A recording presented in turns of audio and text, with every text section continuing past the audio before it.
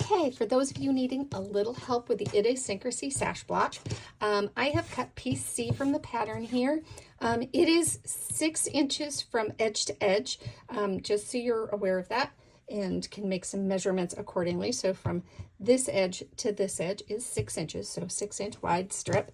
And when you put this piece on here, okay, so your upper corner, it'll be easier if we actually flip it over here.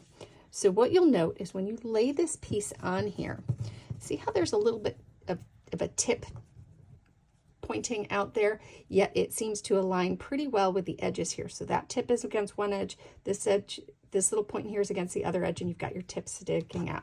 So we're gonna do our 1/4-inch seam. You'll see we've got tons of hair left over, and we'll go from there.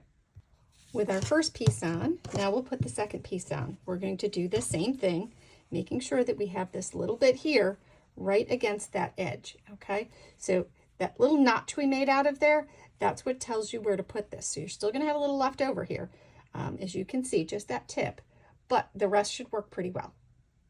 All right, now we're going to press these seams out towards the edge here.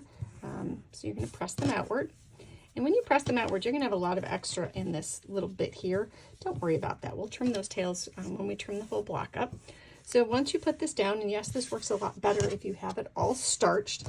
Now, these rectangles were cut and put face together, so you make one cut. So that way you have them going opposite directions. Now, when you put this next piece on here, match up this tail that you've got coming from your, as you can see here, whoops, wrong way. If you see this tail right here, that's from your seam allowance, you're going to match the edge of that one to that tail, and then we're going to do a 1/4 inch seam all this way, and then we're going to do the same thing here on the opposite end. Okay, so here we are. We have sewn this on, and just in case you're curious, I went from this end towards the point here, so I went from the wide angle towards the narrow angle, just because I wanted to make sure that this kind of push this way. Didn't want it to pull the other way.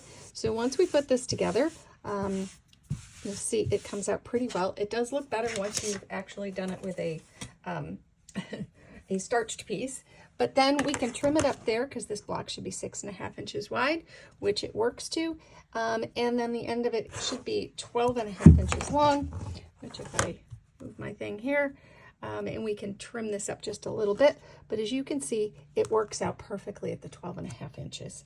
So hopefully this helps you put this block together. The trick is making sure that you just leave that 1/4 inch up here, and